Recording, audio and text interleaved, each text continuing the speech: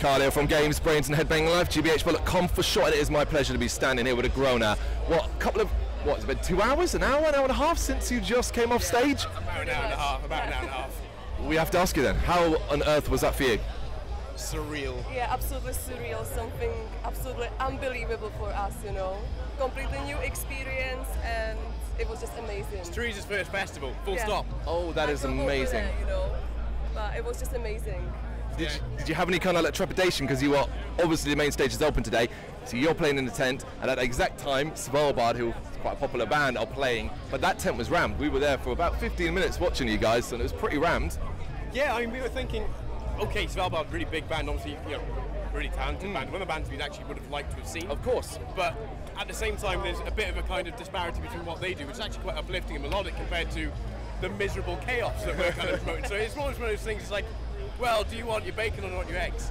So bacon and eggs do go well together, but no, we couldn't be made up more with the turnout that we got. So as much as we had the main stage contend with, didn't make too much of a difference.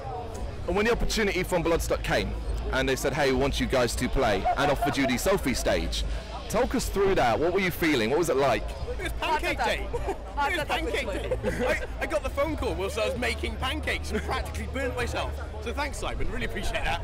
But no, it was insane. I got the call, got off the phone, was practically just shaking like a leaf. Dropped the message to the guys, and then I think the rest of the message you don't want to read the chat. Oh, okay. It was literally heart attack, you know. Literally heart attack. It's just like, what? Wait. Like, really? Fuck. It's just, And then it's basically, then the announcement got pushed back because we found out in February 2020 before everything went wrong. And then, sure enough, eventually get announced. It's like, cool. We have to ask you then, obviously it did get pushed back, and it's been 18 months of chaos from the biggest to the smallest. It didn't matter what band you were in. How have you guys been coping throughout the 18 months-ish? Well, it was quite hard, of course, because, you know, you can't do what you love. And I think that my neighbors wasn't very happy with me as well, because I was doing quite a lot of practice at home as well. So, but it was hard. It was hard for everyone, you know. I passed the time by writing an album, so we've got an album coming. Is that the most positive thing you can take from the period, you reckon? That you have been able to keep busy like that? Yeah, you have to find some way of doing it. So our way of doing it is just to say, okay, fine, brilliant, we'll use this downtime to improve what we have got and take ourselves in a new direction and push forward. So that's what we've done. And I think coming out of it, after an entire year not to do anything, we've got new material, we've got a full album ready to go, which is going to get recorded by this year, released next year. For all intents and purposes, we come out of it running. So okay. Basically, other than not being able to play live, you've carried on as normal as possible. Yeah, pretty much. Okay. And it's actually our second show since things have been released, and we've been allowed to play, so it's good. Okay, the new album then. What can you tell us? What can you talk about? You just said you're going to be planning to record at the end of the year? Yeah, so things got pushed back a little bit because the producer wasn't allowed to do things. Wales is a bit further behind in terms of the release schedule. It's a lot more cohesive as an identity because it's mostly been written by myself and input from the rest of the band. But it's primarily about Welsh folklore. Okay. So the actual name of the album is called Brrraaains A Head-Banging Life. It actually translates to folk tales. Okay. So Welsh lyrics and whatnot. So it'll be basically like a conceptual album. Oh. Everything about like a Welsh mythology and stuff like that. So for example, you know, the Devil's Bridge and stuff like that. So, you know, the Wales is an absolutely beautiful history and everything. So this is basically our inspiration for this Welsh album. folklore is actually also quite miserable and kind of morbid. So from that sense, for what we do and the music that we play, it makes perfect sense. As a topic to approach. Let's go. Do you think you stood out on this build though? Because there isn't a lot of black metal this weekend, and you guys are obviously leaning towards it. This back out when you did the Oh, yes, of course. Did watch it. Make sure we commented as well. Yeah, sorry about my son.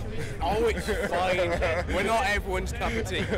But yeah, basically. Oh, by the way, this is our drummer and our bassist. They've just made it. Fine. Just made it. Hello. No, there's only like 5 black metal bands on the bill now. Only 4 before. Abduction just recently been added, so we insist that people who are watching because they're great. Hold on, wait a second. Abduction have been added. They've been added, yeah. Yes, yep. So I think they're playing at the same time as Cradle of Filth, so they're going to be a bit of an alternative for people. And honestly, you know, Phil from Abduction, he's amazing. The music is fantastic. So, you know, we are so happy that actually our friend is here as well. Oh, you know? amazing, yeah. No, we were really chuffed to be like one of the first black metal bands added to it. So, yeah, we do stand out. For the right reasons, though, yeah. Yeah, exactly. It's a variety. Did you, during your set, because you don't get long up there, did you have the opportunity, the moment, to stop and take it all in? As I walked out on stage, start the orchestra, I just sucked it in for a minute. That's all I could do. I can't understand the feeling, I just can't put into words the feeling of walking onto that stage during the intro. It's just, there's no words. Yeah, for there are it. no words. It's an experience that you have to experience to know what it's like. It was fucking insane. I mean, we can do it again. Yeah. Do it again. Right now. The language going. I'm sorry. I didn't. That's fine, we're 18. We're an 18 site, so it's fine. Go nuts. Is one of the most encouraging things that you see at Bloodstock the progression of bands? So many will start the New Blood, maybe play the Jaeger, hit the Sophie, and then some do even go onto the main stage. It's huge. This guy's done all three now. So he's done Jaeger with his other band, Cranial.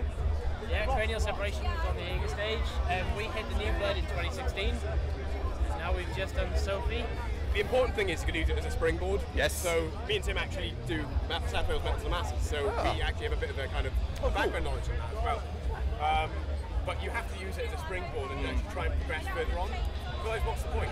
You don't want to play the festival and have that as the highlight. You want to be doing, okay, what's my next step up? Yeah, we have over the years spoken to bands in the same exact position that we 2 years later been like, oh, what actually happened to them? Yeah. And then we've spoken to many that They're continue. amazing bands. Yeah. Don't leave it there. Go big.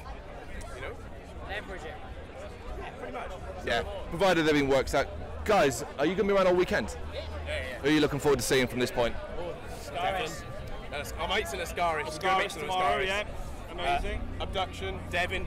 Devin, absolutely. Paradise Lost. Paradise Lost, yeah. Draconian times in full. I know. I'm so excited. I can hit someone. Taking your kids to see Glory Hammer. Oh yeah, I'm taking my kids to see Glory Hammer because they are massive fans. Huge fan. I don't. It's great. Yeah. Thank you very much for watching. You can check us out on gbhbl.com as well as on Facebook, Instagram, Twitter and Tumblr. Go to Patreon to help us out over there. That's patreon.com/gbhbl as well as Big Cartel where you can find some of our merchandise. We have a podcast running on SoundCloud and Apple Podcasts, and of course, if you like this video, do us a favour, hit the subscribe button and help the channel grow. Games, horror and heavy metal, what else is life for?